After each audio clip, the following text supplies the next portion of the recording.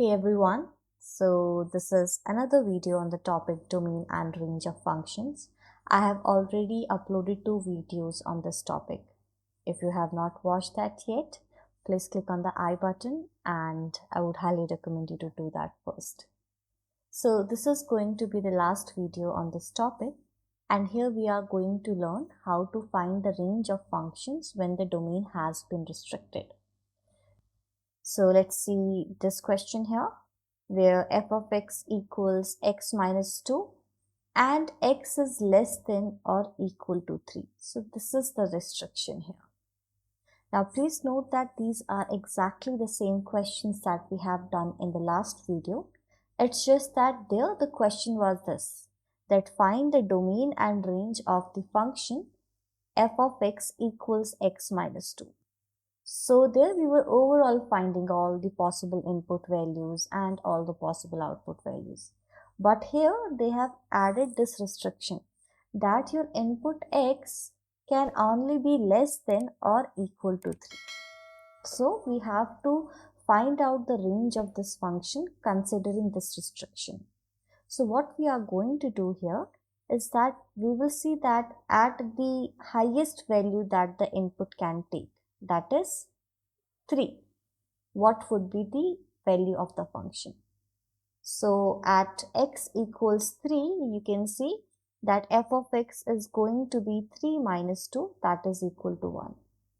And after that, you can take any value of x that is less than 3. Let's say I'm taking 2.5, then f of x will be 2.5 minus 2, that is 0.5. If I'm taking negative 1, then f of x will be negative 1 minus 2, that is negative 3. If I take negative 10, then f of x will be negative 10 minus 2, that is negative 12. And you can take as many values of x you want to take, right?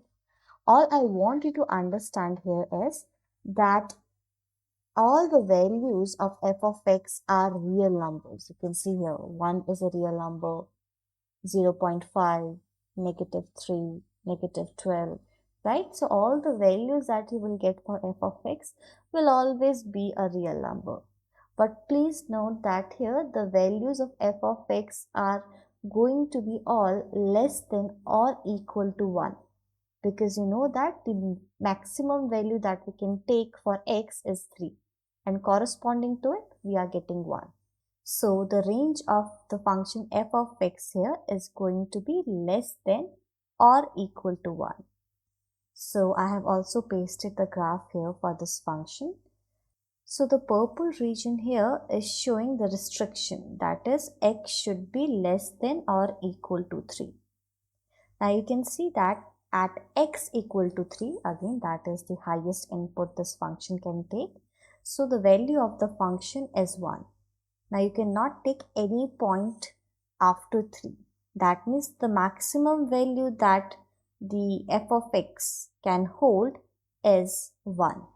And after that you can see corresponding to 2, we have 0 as the y coordinate or as the value of f of x. At x equal to 1, we are having negative 1. At x equal to 0, f of x is negative 2. At x equals negative 1, f of x is going to be negative 3, and there are so many examples. You can take x to be any real number less than or equal to 3.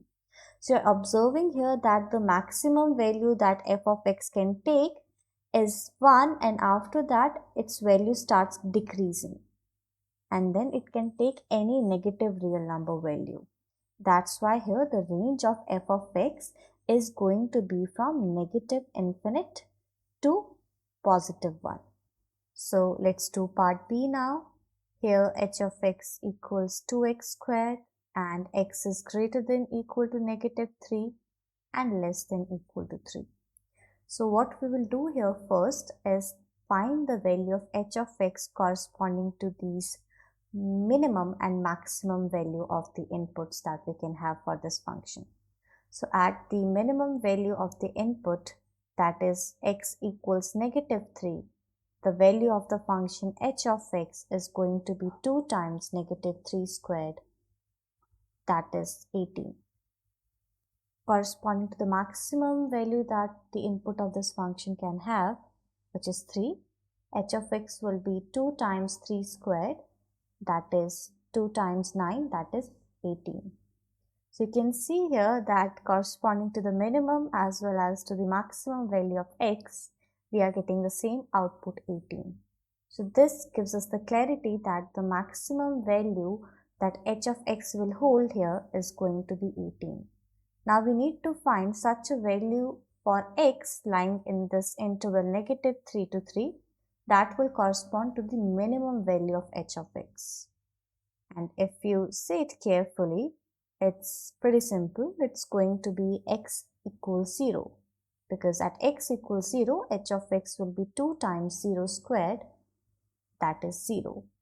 You can check for any other value of x in this interval, your answer will always be greater than 0. So the minimum value that h of x will hold is 0 and the maximum it will hold is 18. That means the range of this function h of x is going to be greater than or equal to 0 and less than or equal to 18. In interval notation, you can write it as closed interval 0, 18. Now also let's do the graph here. So you can see here the purple region again shows us the restriction. X is greater than equal to negative 3 and less than equal to 3. You can see corresponding to these inputs, your outputs are 18 here as well as here. Now in this interval, we will figure out the value of x that will give us the least output, that you can see is clearly 0 here. So that's why we're saying that the output of this function is going to be from 0 to 18. So your range is going to be from 0 to 18. Now let's see the next one. So in part C, we have g of x equals 1 divided by x. And here your domain can be any number greater than or equal to 1.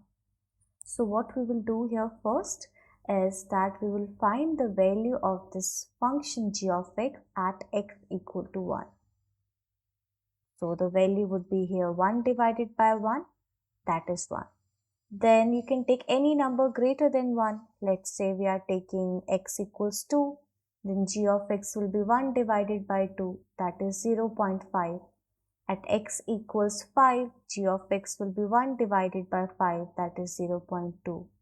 At x equals 100, g of x will be 1 divided by 100, that is 0.01.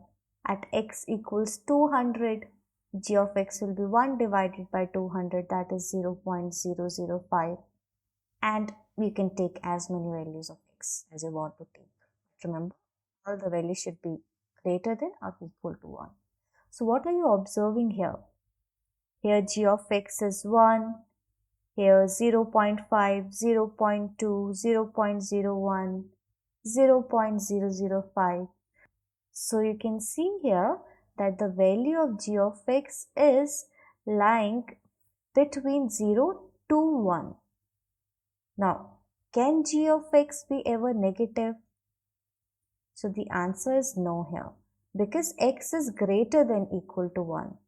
So it's positive. So 1 divided by a positive number will always give you a positive answer. Now, can g of x be 0? Pause the video and think, right? Try to get the answer yourself. So g of x can never be 0, because for 0 to be the answer, you should have 0 in the numerator, because 0 divided by any number gives you 0. But you can see here that in the question, the numerator is 1. So there is no way that you can get 0 as the answer. That's why here g of x will be all the values after 0 to 1.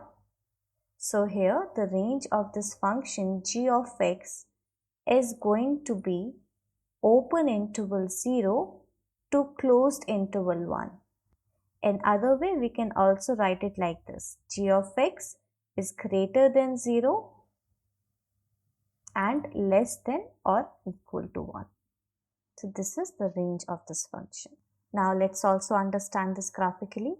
So this is the graph for g of x equals 1 by x, and the purple region shows the graph with the restriction g of x is greater than or equal to 1. Okay, so you can see here that this graph will actually start from this point, because at this point we have x equals 1. So you can see at x equals 1, the output is 1. Then at x equals 2, the output is 0.5, then 0.33, and it will start decreasing gradually as we will move towards the right of the number line, because we know that then the values of x will keep on increasing, and the greater the x will be, the smaller will be the value of 1 by x. And you can see as we are moving towards the right, it started approaching 0. It's becoming closer and closer to 0. That's the same thing that we concluded here also, that your range of g of x is going to be greater than 0 and less than or equal to 1. You can see it's not going beyond this at all. Let's do part D.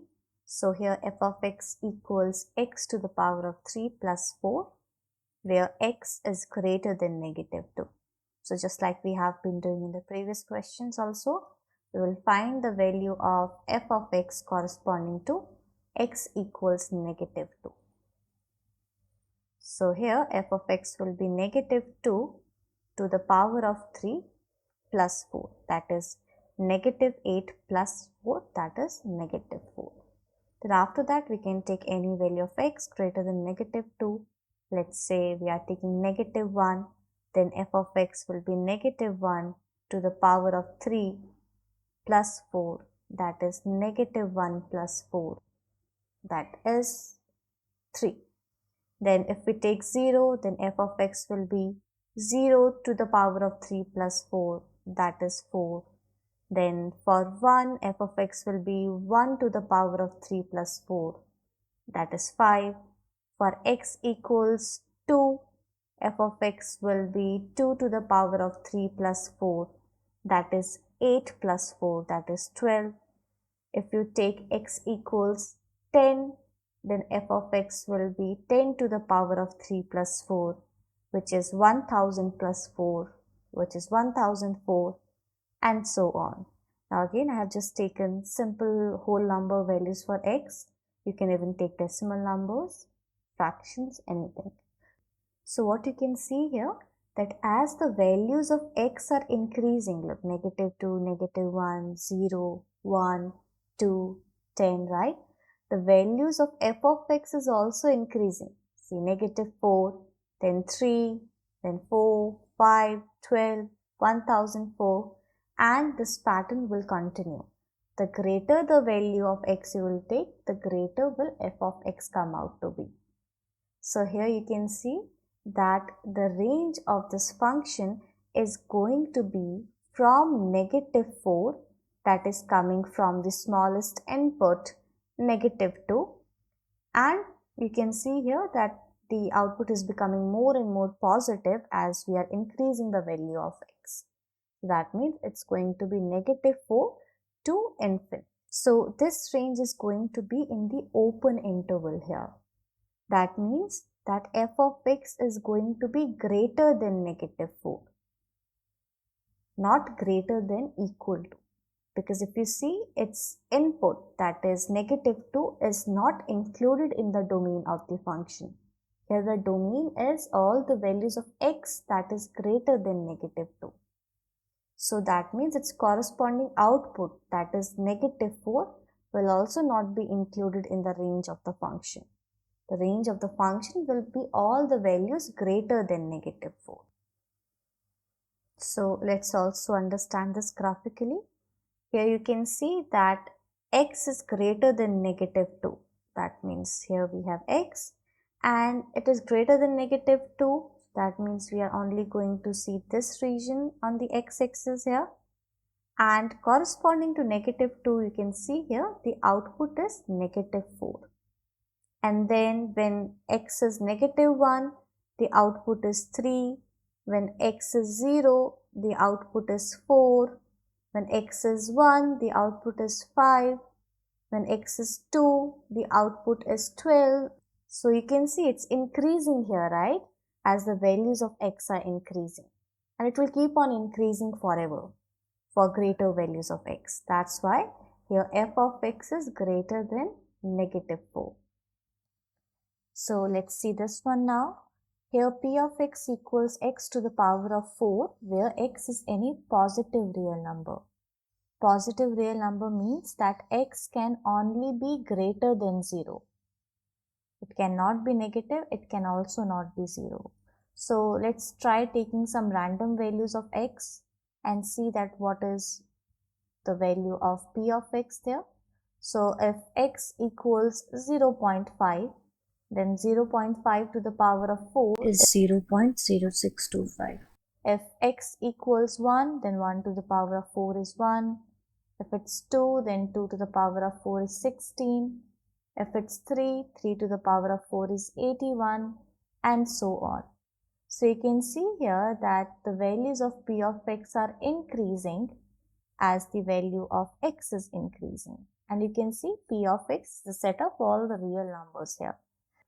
So that means p of x is going to be the set of all the real numbers greater than 0 here. That is your range. That's all for this question. So let's also see this function graphically. So you can see here that x is going to be any positive real number. That means x is going to be greater than 0 and then it can go up until infinity. And you can see here that we are going to ignore the left side of this graph because it corresponds to the negative values of x, but we have x as only positive real number. That means here this is going to be the graph according to the given restriction here, the right portion of this graph. And you can see here that y is continuously increasing as x is increasing. So that's why p of x is going to be greater than 0 here. Now let's see part F. Here g of x equals square root of x minus 5, where x is greater than 0. Now we know that inside the square root we should never have a negative number because we do not have a square root of any negative number. That means this x minus 5 needs to be greater than or equal to 0. And that can only happen when x is greater than or equal to 5. We have just solved this inequality, right? We will add 5 on both the sides and then we will get x is greater than or equal to 5. That means even though here x is greater than 0, but you cannot take the values that are less than 5. That means basically you cannot take the values between 0 and 5. Now why so? Let's try to understand this. So let's say we are taking x as 1. Then your g of x is going to be square root of 1 minus 5. That is giving you a negative number inside the square root. Similarly, let's say you are taking x as 4. Then your g of x will be 4 minus 5 and its square root, that would be square root of negative 1. Again you are getting a negative number inside the square root. As I have told you before, we do not have square roots of negative number. But the moment you take x equal to 5, then you have g of x as square root of 5 minus 5, that is square root of 0, that is 0. So that's a real number. Then if you take x as let's say 10, then your g of x will be square root of 10 minus 5, that is square root of 5. So you can see here, the moment we started taking the values of x according to this restriction, that is it should be greater than or equal to 5, we started getting real values of g of x. But when we are taking any value of x that is between 0 and 5, we are getting square roots of negative numbers which do not exist because they do not lie in the category of real numbers. That means here your correct domain is going to be greater than or equal to 5. And if we see that corresponding to the smallest value of x that you can take, that is 5 here, your g of x is 0. That means your smallest output for g of x is going to be 0. And then as you will start increasing the values of x, you will start getting different real number values for g of x. Like for 10, you are getting root 5. For x equals 15, you will get root 10, and so on. That means here the smallest output for this function is going to be 0. And then after that, you can get any positive real number. So your range of the function g of x is going to be any number greater than or equal to 0. Okay, and that is the same thing you are seeing in the graph here also. The smallest value that x is taking here is 5, and corresponding to 5 your output is 0. Then corresponding to 6, you can see you'll be getting square root of 1, that is 1, and so on. So this is the graph of the function, and you can see its range or output is starting from 0 and then it's increasing as x is increasing. Now in this question we have g of x equals square root of x squared minus 16, and the restriction is x is greater than negative 3 and less than equal to 10. Now we know that inside the square root we should always have a number greater than or equal to 0. So considering that, we need to make sure that we do not end up with a negative number inside the square root. But if you will take any number in the interval negative 3 to 4, you will see that g of x will have a negative number inside the square root. Let's check this out. Let's say if x is negative 2. In that case, g of x is going to be square root of negative 2 squared minus 16, and that will be 4 minus 16. So you will basically have square root of negative 12 as your answer. Then let's say you take x equal to positive 3. In that case, you will have g of x as square root of 3 squared minus 16. That will be equal to 9 minus 16, that is square root of negative 7. And you can take many more values of x in this interval, negative 3 to 4. And you will always end up with a negative value inside the square root. But the moment you will take x equal to 4, then you will have square root of 4 squared minus 16, that is 16 minus 16, that is square root of 0, that is equal to 0. Then after that, if you take x equals 5, then you will have square root of 5 squared minus 16, that is equal to square root of 25 minus 16, that is square root of 9, that is equal to 3. And then the maximum value you can take here for x is 10. So let's see what we have when we take x equal to 10. Then we will have 10 squared minus 16, that's equal to square root of 100 minus 16, that's equal to square root of 84.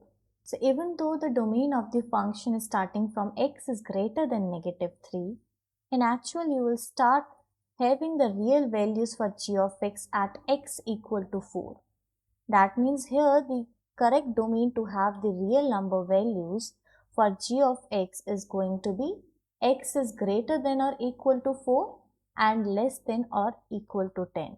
Again, I'll repeat, because for all the values between negative 3 to 4, you were getting negative numbers inside the square root.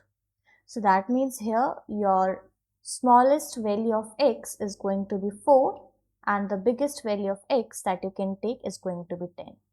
Now corresponding to 4, you can see here the value of g of x is going to be 0. And corresponding to 10, which is the biggest value of x that you can take, your g of x is going to be square root of 84.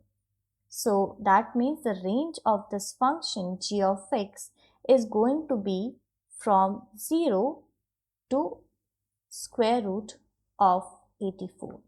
in the closed interval. Because both these inputs are included in the domain, that means their corresponding outputs will also be included in the domain. Now you can see the same thing in the graph as well. You can see according to the given function g of x, this is going to be the whole graph, but since we have added the restriction here, that's why this purple region is here showing x is greater than -3 and less than equal to 10. But even if it is happening, you can see that your g of x is actually coming at x equal to 4. And at that point you can see your g of x is 0, and corresponding to the maximum value of x, that is 10, you can see here your g of x is approximately 9.1, that is again square root of 84. So now we are on the last question of this video. Here we have f of x equals 4 divided by x minus 2, and x is greater than 4 and less than 7. So now what we are going to do here is that we will find the value of f of x corresponding to these 2 points. So when x is equal to 4, your f of x will be 4 divided by 4 minus 2, that is 4 divided by 2, that is 2. And when we take x equal to 7, your f of x is 4 divided by 7 minus 2, that is 4 divided by 5, that is equal to 0.8. So you can see here that your outputs corresponding to 4 is 2 and corresponding to 7 is 0.8. That means the range of this function f of x is going to be greater than 0.8 and less than 2. You can check for any values of x in this interval. You will always get your answer lying in between 0.8 and 2. And you can even see that in the graph. If you see here, let me zoom in a bit. So if you see here, corresponding to x equal to 4, you got 2.